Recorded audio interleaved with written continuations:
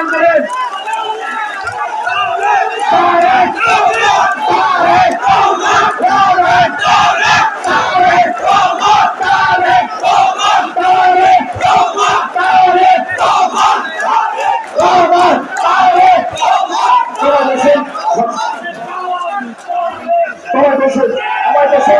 আমি কিশোরগঞ্জ জেলা বিএনপির পক্ষ থেকে আমরা আজকের কথা বলতেছি প্রধান আকর্ষণ বিএনপির ভারপ্রাপ্ত চেয়ারম্যান আজকের কথা বলতেছি যার অপেক্ষায় বাংলাদেশ তারেক রহমান থেকে জেলা বিএনপির পক্ষ থেকে আমাদেরকে সময় দেওয়ার জন্য অভিনন্দন ধন্যবাদ জানাই।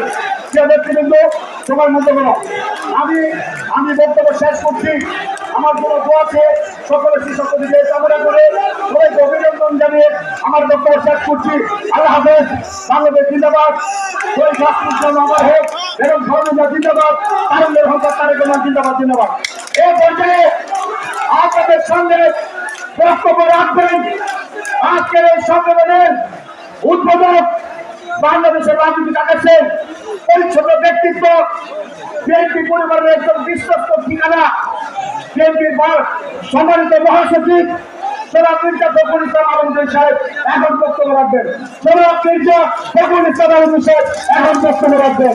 ফখরুল ভাইয়ের আগমন, ফখরুল ভাইয়ের আগমন, ফখরুল ভাইয়ের আগমন, ফখরুল ভাইয়ের আগমন। ধরে বক্তব্য শুনবেন, বক্তব্যের মাঝে কোনো স্লোগান হবে না। ধন্যবাদ।